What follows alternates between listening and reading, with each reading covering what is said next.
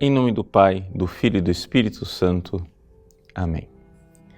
Meus queridos irmãos e irmãs, no Evangelho de hoje, São João Batista envia 2 de seus discípulos para perguntar a Jesus se é ele aquele que deve vir. E aqui nós nos encontramos diante de um problema de interpretação que foi notado, pelos próprios santos padres. Santo Ambrósio, por exemplo, ele se pergunta: como é possível que João Batista, que apontou para Jesus dizendo eis o Cordeiro de Deus, como é possível que João Batista, que batizou Jesus e viu o céu se abrir e o Espírito Santo descer sobre ele, Deus que dizia tu és o meu filho muito amado, como é possível que agora João Batista vá perguntar se é ele aquele que deve vir?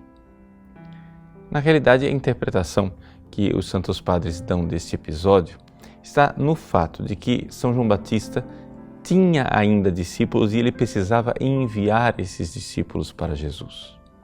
Ou seja, convém que Cristo cresça e que eu diminua. Os discípulos de João precisam constantemente ser enviados para Jesus.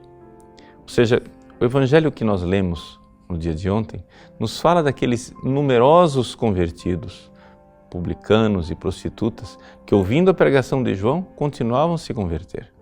Mas era necessário que eles procurassem o Cristo. A conversão deles não podia ficar simplesmente em João Batista, porque João Batista era o precursor, o preparador.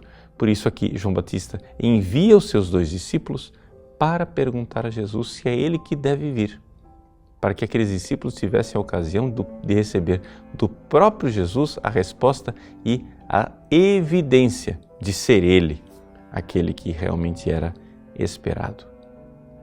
Mas a coisa não para por aí. Jesus conclui o Evangelho dizendo assim: e feliz aquele que não se escandaliza de mim. Por que isto? Porque é verdade, Jesus é o Messias esperado. Ele corresponde às expectativas quando ele cura os cegos, levanta os aleijados, ressuscita os mortos, e assim cura os leprosos e assim por diante. Aqui ele corresponde perfeitamente às expectativas. No entanto, ele também será o servo sofredor. Ou seja, ele também será aquele que vai morrer na cruz e que será motivo de queda para muitos, de escândalo. Por quê? Porque nós não estamos, nossos esquemas humanos não estão acostumados a pensar que existe uma salvação na cruz e que a impotência, a dor, o sofrimento sejam um caminho da vitória de Deus. É isso que Jesus irá revelar, é isso que Jesus irá transmitir. Os discípulos de João provavelmente ainda estavam esperando alguma espécie de triunfo semelhante àquele do Antigo Testamento. Os discípulos de João ainda estavam esperando que Jesus fosse o Messias e que viesse para derrotar os poderes opressores e ali instaurar o reino de Deus aqui na terra.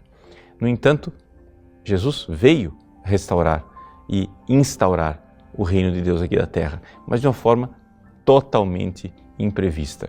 E é aqui que nós nos preparamos para o Natal, neste Advento, olhando para esta realidade. Deus quer, sim, instaurar o seu reinado no nosso meio. Mas para que Ele instaure este reinado no nosso meio, nós precisamos compreender que o seu reinado é um reinado diferente. Sim, é verdade, Ele é o Deus onipotente, o Deus todo-poderoso, mas Ele é também o Deus da impotência e da fragilidade. Esta impotência, essa fragilidade de Deus se manifesta na manjedoura, naquela criança pequenina e inerme. Feliz de quem não se escandalizar dessa impotência de Deus. Feliz de quem não se escandalizar da fragilidade do Deus que se faz menino e que nasce no Natal. Eis aí, sim, aquele que deveria vir. Eis o Cordeiro de Deus que tira o pecado do mundo. Em nome do Pai, do Filho e do Espírito Santo.